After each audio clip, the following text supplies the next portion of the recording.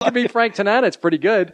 Yeah, pretty good ain't Nolan Ryan. Nolan Ryan's the first ballot Hall of Famer who punched Robin Ventura in the face on the mound, put him in a headlock, and gave him the business at 50. Yeah. There was a minute. You know, they asked Reggie Jackson. My favorite of all time, yeah. Yeah, he's good for a quote, too. And they said, man, you know, you don't hit so well against Nolan Ryan, but you're a fastball hitter. And you love fastballs. And he goes, man, I love ice cream, too, but if you make me eat a gallon, I'm going to get sick of it. That's great. Nolan just only threw fastballs. Did you must have read that book when you were a kid, The Umpire Strikes Back, Ron Luciano? Yeah. You remember that? Yeah. He was this great he was the one famous umpire when we were kids. But he describes Nolan's fat. You remember this thing where he would describe, he made a deal with the catchers. It's the greatest. He made a deal with the cat. He couldn't see Nolan Ryan's fastball because it would break, when he hit 100, his fastball, the appearance that it had to him behind the plate was the ball broke into 3 different parts, like on a Flintstones episode. Wow. So he had no idea where the fuck it went. And he would say to the catchers before the game, you fucking hold the ball where it hits for a second. And if you don't, then I will never, ever fucking call a ball when you're at the plate again. And the catchers got to call those pitches because fucking Luciano couldn't call them. And they were all straight with him.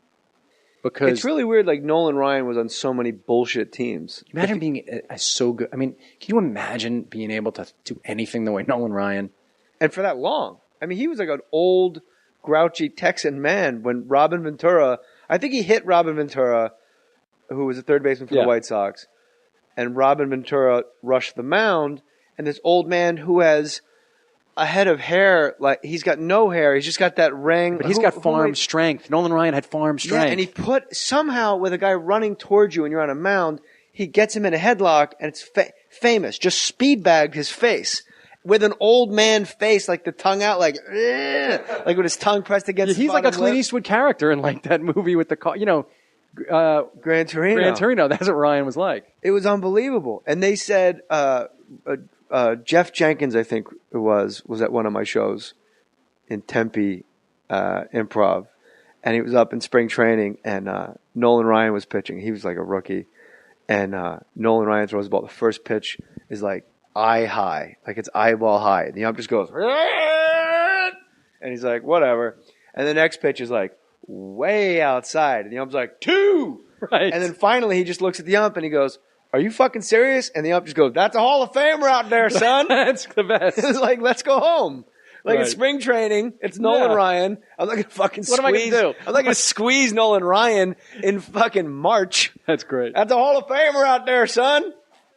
I just remembered that when I was saying the thing about being as good at anything. You ever see that movie, Searching for Bobby Fischer? Yeah. Like that to me is one of the best movies about being excellent. In real life. Yeah, he's a jiu-jitsu guy now. Yeah. And Which Josh makes Waits. perfect sense to me. Josh Waitskin. Yeah, he's mentioned a lot in, time for a plug. You can go to jmohr.com, go to Amazon link, and you can buy A Fighter's Heart, which I'm rereading by Sam Sheridan. He talks a lot about Josh Waitskin. Waitskin, yeah. Who was the kid from Bobby Fischer. And he wrote a book called like Study Greatness, something like Tracy Morgan quote. Study greatness. I was chess, now I'm judo. Push hands tournaments. But you should get Fighter's Heart by Sam Sheridan. That's what I'm reading right now. And then we can pay Matt Cohen what he's owed. There's this, and you could buy Searching for Bobby Fischer through jmohr.com too. But why don't we buy Rounders on DVD because your name is on it? Buy Solitary Man. Solitary Man. That's where you buy Solitary Man. Is that where you make the most money? Yeah, buy Solitary Man. I just want more people, like Amazon, jmohr.com, Amazon.com, buy Solitary Man, and watch Michael Douglas right before he visits death. There you go. You can see it in the movie's sort of about that too. We should get Skylar Stone on to be Michael Douglas pre-death, death, and then outside the other end of death. I almost died. My wife, Catherine, saved my life. Do you have a Joe Montana? Can you do a Joe Montana? I think you got to work it up. You got to work up a Montana. He's a good guy. Montana, if you could do Montana in House of Games, it'd be great. That's a tell. Yeah, that's good. Criminal Minds. Jewish. That was a very Jewish. I know. That was a very Jewish. I'm Montana. an honorary member. I'm circumcised, so I'm an honorary Jew. Good. I'm a nice Jewish boy from the belt to the knees.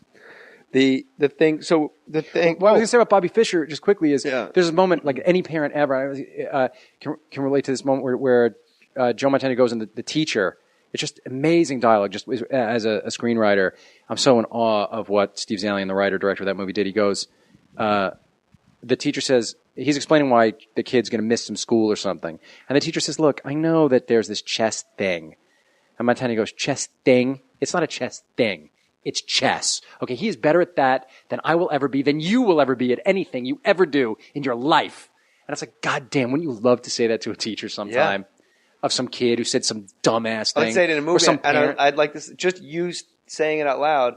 I would love to say it like 6 different. You could do it 14 different ways. Yeah, you could do it wistful. Yes, you could do it like my life is bullshit. Go ahead. You could do it angry. Give me some reads. We can do this. Why don't you pull that script off the trash heap, the one that you can't mention, and I'll come in for a quarter of what you were fucking giving Knoxville.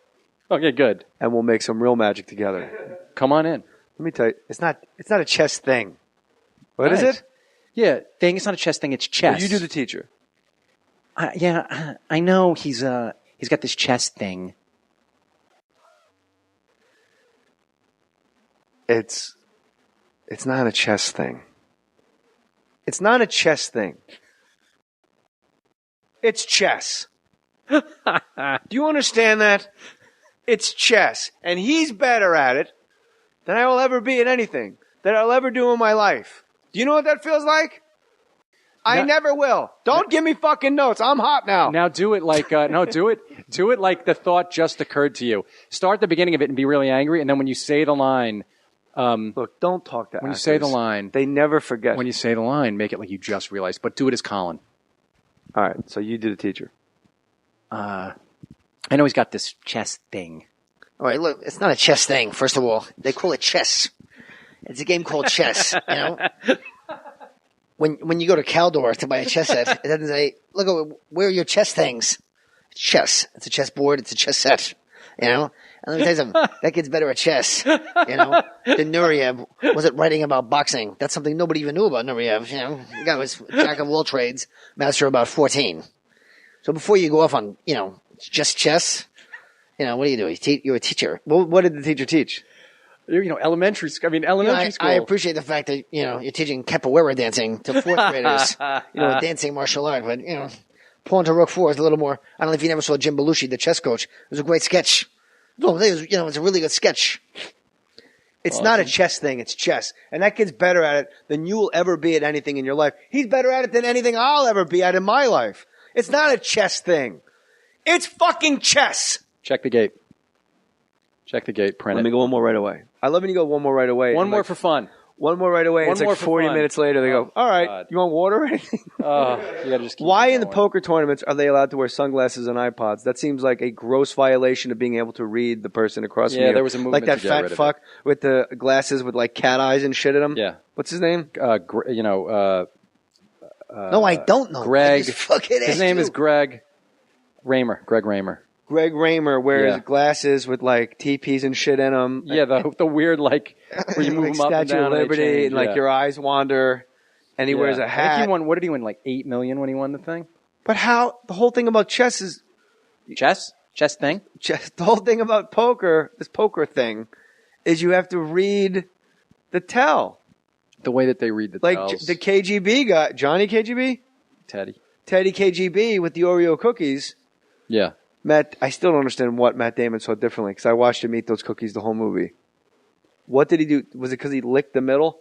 No, when he had a hand, he would eat the cookie. When he didn't have a hand, he would put the cookie back. Look at the game tape. I promise. He ate cookies nonstop. You're telling me he only ate a cookie when he had a hot hand? If you don't think they were like a 2-hour movie for people to fucking take this guy down. If you, with your $8,000 pimp roll, walked into the Mayflower... Yeah, the Mayfair Club. The Mayfair Club, you would have went, oh my God, he's only eating cookies when he's got Full House. So when I was doing my second movie, Knockaround Guys, when the movie got greenlit, we said to this friend of ours who knew a lot of serious wise guys, we said, will you take us around with you? This guy was a collector. He would go and collect from like the illegal video games and all the bodegas. Like if you go above 125th, everyone you walk into though, they have a secret room. Yeah, that's right by all my onesies. They have Carter's onesies. I go downtown like before a Kings game. I'm not even kidding. You go downtown before a Kings game, I'll meet KP and we'll eat. And you just go in and they sell Carter's onesies for like $2 and they just take a Sharpie and cross out Carter's. That's great. Yeah. What do they have in the back? Like, so they have these illegal video games where, video poker. So this friend of ours took us around to look at all this shit, and it was really intense. And he tried to act like, well, I'm a movie director. It's cool. I was so scared. But then he took us to this social club He took us to Social Club in Queens. The Buena Vista Social Club. Oh, yeah.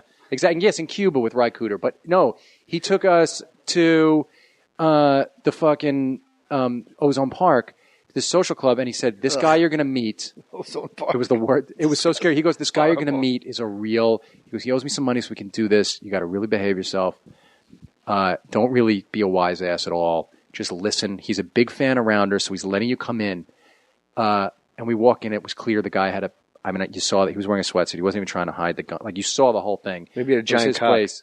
Well, it was a fucking gun, and it was the kind of gun that wasn't there to sort of like for looks. He wasn't some South Shore kid going up there in a glove. He was really the real deal, the deadest eyes you ever saw in your life. But we walk in, unlike Mickey like you, Apple, we walk in different. Yeah, dead eyes versus really alive. Okay, sorry. But he looks at us. We walk in the thing, and the guy we know goes, "Hey, these are the guys who wrote the thing, the movie." And he goes, "What am I, some kind of asshole? You don't cut the fucking cards?" We go, "What? What?" He goes, "Am I some kind of asshole? I'm sitting in this movie. Yeah, it's a good movie. Nobody cuts the fucking cards. I'm some kind of jerk. I'm supposed to sit there and believe nobody cuts the fucking cards." And we go, "Oh, you mean in the movie? Like, oh, you mean that they didn't cut enough?" He goes, "Yeah, I'm some kind of schmuck. I'm just going to let some kid deal off the bottom to me. I'm not going to make sure they cut." And I was told I couldn't be, so I just went, "Oh, sir, well, we did do that. You're right. The director fucked us by taking it out in the editing, but clearly we should have cut the cards much more." He took it personally. Oh, he was like you were saying about the Teddy with the thing. He was like, "Nobody cuts the fucking cards. I'm a schmuck. I'm an asshole. I'm supposed to sit there in the audience while no one's cutting and not say anything." I love these fucking goombas. Like, not for nothing, but I should kick you right in your fucking ass. Yeah. When I was watching Wizard of Oz and they found the axe, where the fuck did they get the axe from? Yeah. What am I, a jerk? What am I, some kind of fucking asshole? How come the Lion song is in the same tablet as the other two songs? If I only had a brain, if I only had a heart, and then these fucking King of the Photo, all that shit. You couldn't fucking string 3 along for me. Honey, I'm gay, Dorothy Hoover. Can you do the Bobby Fischer as Pesci? It's not a fucking chess thing. It's fucking chess, you dizzy prick. Make him crawl for the fucking bishop, fucking rat. Awesome. Christopher Columbus, I'm doing a pilot with right now. Wow. And he said Joe Pesci was like on another, as far as like difficult to work with, like not difficult to work with, like not of this earth. Like jealous of Macaulay Culkin in Home Alone. Like, this kid thinks he's fucking who he is over here. Correct. He's a fucking 9-year-old. I've been in this business a long fucking time, Chris. How great is he in Bronx Tale, though, in that little scene? Perfect. He's so fucking good in that movie, man. He just comes in at the end. Oh, yeah. He's perfect. Bronx Tale. He's just Have you ever at the worked with very Chris end. You never worked with Chris Columbus? No, but he's How about Americano guy. Vespucci? It's 6 times, 6 movies. Vasco da Gama? Yes. Christopher Columbus, I have an absolute head over heels we man sailed crush. together, me and I think together. I don't believe you. That's good to go. I think you're saying that to just get listeners. I am. We sailed together. You're the first guy here with nothing to promote. Oh, Solitary Man. No, I got nothing to promote. Solitary Man. I'm just here because Gary Goldman was like, "You got to meet Jay. You should go have coffee with Jay." And I was like, "Hey, you want to grab coffee or something?" And you were like, "Well, put me in a movie." So I said, "Okay." And then you said you want to do the podcast, and I thought, "Sure. Will there be coffee?" So I showed up. There is coffee. Would you like some coffee? No, I'm happy. You brought donuts. Cupcakes. Am I having a stroke? Donuts. You brought cupcakes, and Gary, the only other guest to bring pastries to the house. I think it's maybe a New York thing. Jewish boys from New York, you know how to woo a gal. Like my wife will talk about. Wait, Gary's from Boston because he would die to hear you say guys from New York. He pays a lot of New York State income tax. Yes. Allegedly. He lives in New York now. I auditioned for Rounders. I think I did. You did. And I wish I could have. Well, it went to Ed Norton, so it's not like you go. There's no sour grapes, obviously, because a guy, he'll be better at that than I'll ever be at anything. It's fucking Ed Norton. Yes. You know what I mean? Like in Primal Fear. How the fuck should I know? That moment he's the best. in Primal Fear when he goes, "How the fuck should I know?" Good for you, Marty. When he starts clapping. Oh, yeah. Like you go, okay, here's the new greatest guy that ever lived. He is the best actor. And then he goes out with Courtney Love for 2 years, That's got to be great. What do you do? What's pillow talk? Thanks for letting me come on your tits. What was Kurt like? I bet, Yeah, but, That I remember. And then you did Suicide Kings right after. Yeah. The thing with Rounders was you wrote a really great script, and I know now, we talked briefly about this on the phone, I couldn't in my mind figure out why Matt Damon's character and Worm would ever continue to hang out.